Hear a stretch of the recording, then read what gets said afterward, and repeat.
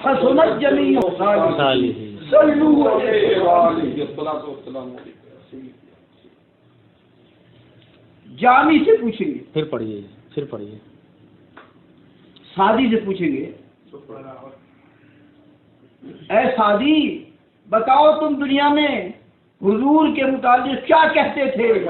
تو سعدی طرف کر کہیں گے میں تو ساری عمر یہی کہتا رہا، بلغ العلا بکمالی کشف الحجا بجمالی حسنت جمیع صالحہ صلو علیہ وسلم۔ اور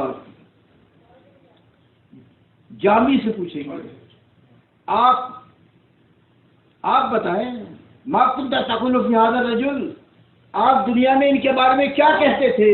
وہ کہیں گے میں تو یہی کہتا تھا منم جامی بندے کم ترین جو جبریل بسیار داری، سبحان اللہ، میں تو آپ کا ایک ادنا غلام ہوں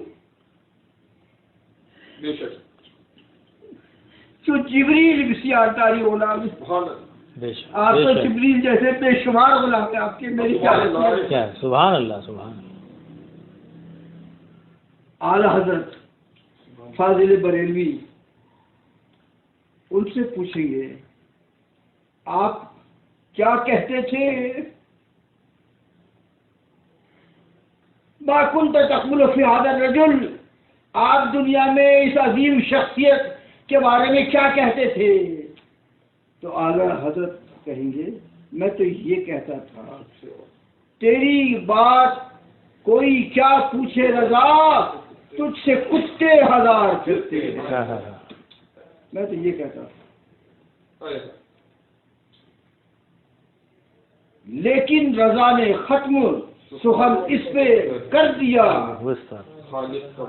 خالق کا بندہ خلق کا آقا کہوں، سبحان اللہ، حیران ہوں میرے شاہ میں کیا کیا کہوں۔ سبحان اللہ۔ تو اعلی حضرت سے پوچھیں گے تو کہیں گے میں تو ساری عمر یہی پڑھتا رہا، بے شک میں تو ساری عمر یہی لوگوں کو سناتا رہا۔ تو جو دنیا میں رسول اللہ صلی اللہ علیہ وسلم کے متعلق جو کہتا تھا وہی خبر میں بھی کہے گا۔ سبحان اللہ، بے شک سچ۔ تو دنیا میں حضور کی تعظیم کرو، دنیا میں حضور کی توصیف کرو، دنیا میں حضور کی شان بیان کرو، تاکہ جب قبر میں پوچھیں منکر نکیر کہ تم کیا کہتے تھے ان کے متعلق تو تم وہی کہو جو دنیا میں حضور کی تعریف کیا کرتے تھے۔ اور اگر مجھ سے پوچھیں گے تو میں وہی کہوں گا جو میں نے اپنی کتابوں میں لکھا ہے۔ سبحان اللہ، سبحان اللہ، میں نے لکھا ہے سبحان اللہ، کہ رسول اللہ صلی اللہ علیہ وسلم کو انسانی پیکر میں اللہ تعالیٰ نے بھیجا، بے شک بشری لباس میں آپ کو بھیجا۔ بے شک کیوں؟ اس لیے کہ پیارے اگر ہم نے تم کو انسانی پیکر میں بھیجنا نہ ہوتا تو انسانوں کو یہ عروج حاصل نہ ہوتا۔ سبحان اللہ، اگر ہم نے تم کو بشریت میں جلوہ گر کر کے نہ بھیجنا ہوتا تو عالم بشریت کو وہ عروج نہ ہوتا۔ بے شک سبحان اللہ، یا رسول علماء سنت زندہ باد۔ تو جو دنیا میں رسول اللہ صلی اللہ علیہ وسلم کو دنیا میں جو کہتا تھا وہاں پر وہی کہے گا۔ بے شک بے شک۔ تو میں نے تو یہ جو آپ کے سامنے یہ بیان کیا قبر کا منظر، یہ بتلانے کے لیے کہ بعض لوگ یہ کہتے ہیں کہ رسول اللہ صلی اللہ علیہ وسلم سے نہ کسی کو نفع پہنچتا ہے نہ نقصان پہنچتا ہے۔ استغفر اللہ، استغفر اللہ۔ اور یہ آیت گاگا کا پڑھتے ہیں قل لا املک لنفسی نفعا ولا ضرا، آپ کہہ دیجئے، سنا دیجئے کہ میں تمہارے لیے کسی نفع اور نقصان کا مالک نہیں ہوں۔ تو اس نے لکھا تقویت الایمان کے اندر اسماعیل دہلوی نے کہ جس کا نام محمد یا علی ہے اسے کسی چیز کا اختیار نہیں۔ لا حول ولا قوت الا باللہ۔ اور یہ لوگ کہتے ہیں کہ ہماری لاٹھی تو فائدہ پہنچا سکتی ہے، مصطفیٰ اتنا بھی فائدہ نہیں پہنچا سکتا۔ تو میں یہ کہتا ہوں، تم جو رسول اللہ صلی اللہ علیہ وسلم کے فائدہ پہنچانے کے منکر ہو، اے منکر ہو، یہ بتاؤ کہ کوئی آدمی ساری عمر لا الہ الا اللہ پڑھتا رہے، ایک مرتبہ محمد رسول اللہ نہ پڑھے، بتاؤ جنت کا مستحق ہو جائے گا؟ نہیں، بالکل نہیں ہوگا۔ اور اگر مرنے سے پہلے ایک مرتبہ محمد رسول اللہ کہہ دیا، اب جنت ہو جائے گا۔ تو یہ تو میاں ان کے نام لینے کا، سبحان اللہ، سبحان، ان کا نام لیا تو جنت مل گئی، اور ان کے نام کا انکار کیا تو دوزخ مل گئی۔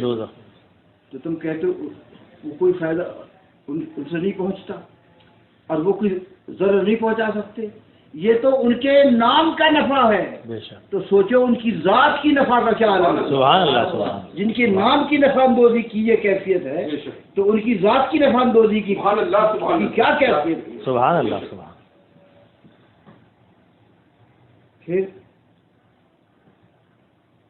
آپ بتائیں کہ جب تک آپ کا نام نہ لے آدمی اسلام میں داخل نہیں ہوگا۔ بے شک، اسلام کا دروازہ کھلتا ہے تو اسی نام سے کھلتا ہے۔ بے شک، سبحان اللہ، سبحان۔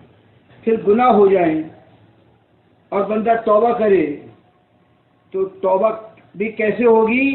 وَلَوْ أَنَّهُمْ إِذْ ظَلَمُوا أَنفُسَهُمْ جَاءُوكَ فَاسْتَغْفَرُوا لِذُنُوبِهِمْ فَاسْتَغْفِرُوا اللَّهَ وَاسْتَغْفَرَ لَهُمُ الرَّسُولُ لَوَجَدُوا اللَّهَ تَوَّابًا رَحِيمًا۔ سبحان اللہ، آپ کہہ دیجئے وَلَوْ أَنَّهُمْ إِذْ ظَلَمُوا أَنفُسَهُمْ، اگر یہ لوگ گناہ کر کے اپنی جانوں پر ظلم کر بیٹھے، فَاسْتَغْفَرُوا اللَّهَ، تو اللہ تعالیٰ سے استغفار کرو، وَاسْتَغْفَرَ لَهُمُ الرَّسُولُ، رسول کی شفاعت فرما دیں، لَوَجَدُوا اللَّهَ تَوَّابًا رَحِيمًا، تو تم ضرور بضرور اللہ تعالیٰ کو بخشنے والا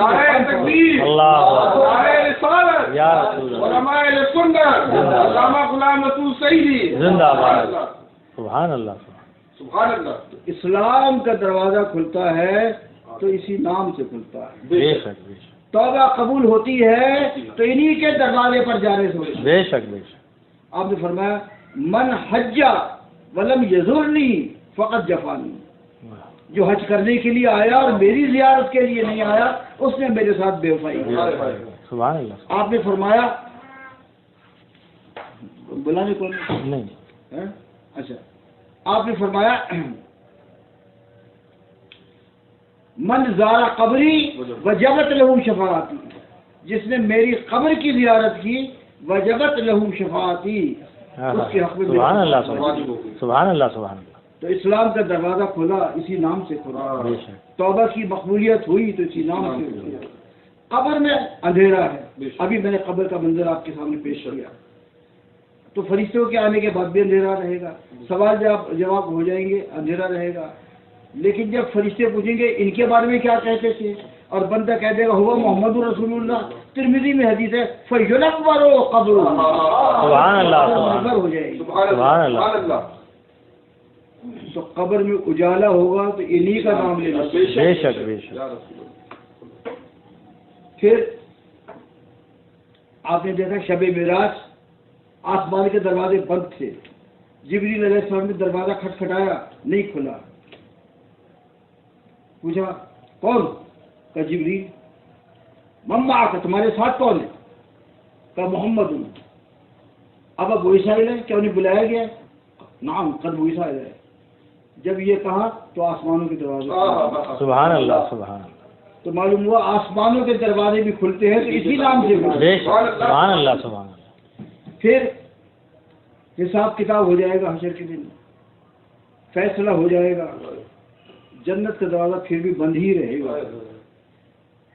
رسول اللہ صلی اللہ علیہ وسلم نے فرمایا انا اول من یحرق اخلاق الجنہ، سب سے پہلے میں جنت کا دروازہ کھلواؤں گا۔ سبحان اللہ، سبحان اللہ۔ تو جنت کا دروازہ بھی کھلے گا تو اسی نام سے کھلے بے شک، گا۔ یہ سب تو میں بتا رہا ہوں ان کے نام لینے کا فائدہ بے ہے، شک، بے شک، ان کا نام لینے سے بندہ اسلام میں داخل ہوتا ہے، ان کا نام لینے سے توبہ قبول ہوتی ہے، ان کا نام لینے سے مرنے کے بعد قبر میں اجالا ہوتا ہے، ان کے نام لینے سے آسمانوں کے دروازے کھلتے ہیں، اور ان کے نام سے جنت کا دروازہ۔ سبحان اللہ۔ تم کہتے ہو کہ حضور کوئی فائدہ نہیں پہنچا سکتے، قل لا املک لنفسی ضرا ولا نفع، یہ آیتیں پڑھ پڑھ کے ہمیں سناتے ہو، تو یہ دیکھو یہ تو ان کے نام لینے کا نفع ہے۔ تو جو آپ کا منکر ہے، میں یہ کہتا ہوں کہ تم جو حضور کی نفع رسانی اور فیض رسانی کے منکر ہو، تم سرکار کا نام نہ لو، ہمیں جنت میں جا کے سچ ہے، سچ ہے۔